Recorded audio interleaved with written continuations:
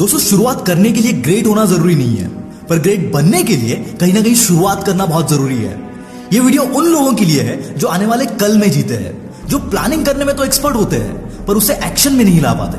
अगर आपके साथ भी यही चीज होती है ना, तो ये वीडियो जरूर देखना, क्योंकि आगे हम समझेंगे कि क्यों संत कबीर ने कहा था कि कल करे सो आज कर और आज करे सो अब, पल में प्रलय आएगी बहुरी करेगा कब।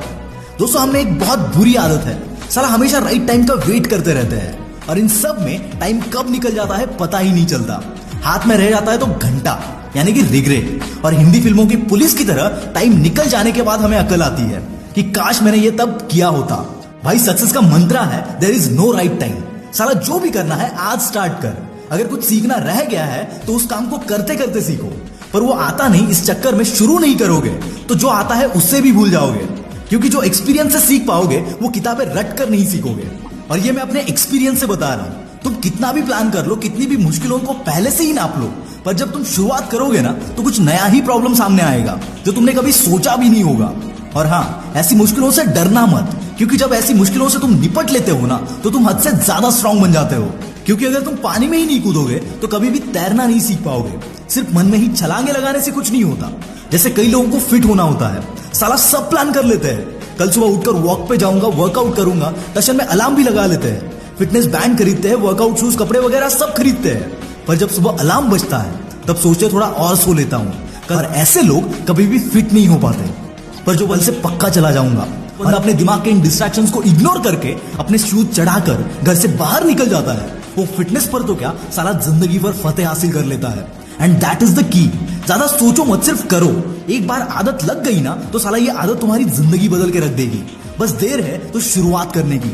मैं ये नहीं कहता कि कुछ करने से पहले रिसर्च मत करो, पर साला इतना भी मत करो कि सिर्फ रिसर्च ही करते रह जाओगे और करने का वक्त कभी आए ही ना। आज इस पल में तुम्हारे पास मौका है, तुम्हारी बची हुई जिंदगी का मैक्सिमम टाइम है। और याद रखना, तुम वक्त के साथ साथ मौके गंवा रहे हो जो कभी वापस नहीं आने वाले। एक कहानी सुनाता हूँ, बहुत ध्यान से सुनना। ये एक रियल लाइफ स्टोरी है। एक 4 साल का लड़का था दिलीप नाम का। वो अपने पापा के छोटे से स्टूडियो में म्यूजिक प्रैक्टिस करता था। 9 साल की उम्र में उसके पापा गुजर गए और घर की सारी जिम्मेदारियां उस पर आ गई। अगर वो सोचता कि म्यूजिक में क्या स्कोप है, क्या इससे अपना घर चला पाऊंगा, क्या इससे फुल टाइम करियर बना पाऊंगा, तो वो डिमोटिवेट होकर म्यूजिक छोड़कर छोटी मोटी नौकरी करने लगता। पर अगर वो ऐसा करता तो क्या वो दिलीप से AR रहमान बन पाता? एक world class Oscar winning musician कभी नहीं बन पाता। ऐसी अगर हर चीज पहले से ही प्लान करेंगे, सब पॉसिबिलिटीज और प्रॉब्लम के बारे में सोचेंगे, तो शुरू करने से पहले ही डिमोटिवेट हो जाएंगे। हर बंदा अपने कंफर्ट जोन में रहना प्रेफर करता है।